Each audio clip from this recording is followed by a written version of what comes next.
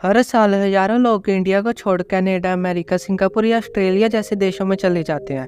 बच्चे पढ़ाई बाद में पूरी करते हैं, पर बाहर जाकर जॉब करने के बारे में पहले सोच लेते हैं। ऐसा क्या हो रहा है इंडिया में जो लोग इंडिया में रहना ही नहीं चाहते? तो आइए जाने। आज के समय में पैसा सब कुछ तो नहीं है, पर बहुत कुछ जरूर है। इंडिया में अगर आप अच्छी एजुकेशन करके कोई अच्छी सी डिग्री लो और फिर इंडिया में जॉब करो, तो आपकी कमाई उतनी नहीं होगी जितनी बाहर के देशों में होती है। मतलब कि ज़्यादातर लोग बाहर पैसा कमाने के लिए और अच्छी ज़िंदगी काटने के लिए, अच्छी जॉब करने के लिए जाते हैं। आपने शायद से सुना भी होगा कि इंडिया के लोग जो बाहर जाते हैं वो बाहर जाकर इंडिया में सबसे ज़्यादा पैसा भेजते हैं। देखिए, अगर आप किसी भी अमीर के बच्चों को पूछेंगे कि आपने अपनी एजुकेशन कहाँ से पूरी की है, तो ज़्यादातर यही कहेंगे कि लंदन, अमेरिका, कनाडा से। कोई ही होगा जो कहेगा कि मैंने इंडिया से एजुकेशन पूरी की है। इसका एक कारण तो इंडिया में हाईली कॉम्पिटिटिव एजुकेशन सिस्टम है, और दूसरा कुछ इंडियंस हायर एजुकेशन या रिसर्च अपॉर्चुनिटीज के लिए या टॉप की universities, specialised programmes, advance facilities के लिए बाहर के देशों को चुनते हैं।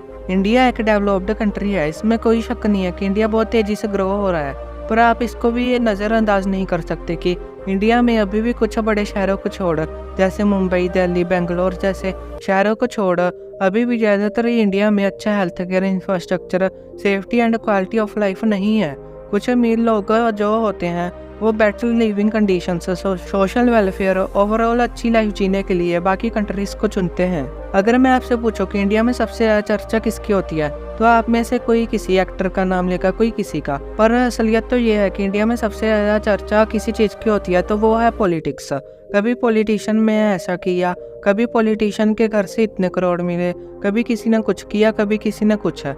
देखिए, ज़्यादातर इंडियंस को तो ऐसी छोटी मोटी चीज़ों की आदत हो जाती है, पर कई ऐसे भी लोग होते हैं जिनको यह पॉलिटिकल स्टेबिलिटी या कुछ सोशल फैक्टर्स पसंद नहीं आते, और फिर वो चले जाते हैं बाहर के देशों में। आप कुछ भी कहो, पर कनाडा, दुबई जैसे देशों में ऐसे पॉलिटिकल चीज़ें नहीं होती हैं, और अगर होती भी हैं तो जनता पर उसका इतना असर नहीं पड़ता। आप हर रोज न्यूज़ में देखते ही होंगे कि इंडिया के लोगों ने बाहर जाके ऐसा किया। कोई इंडियन किसी बड़ी कंपनी का CEO बन गया, कोई प्रेसिडेंट बन गया, तो किसी इंडियन ने कुछ किया।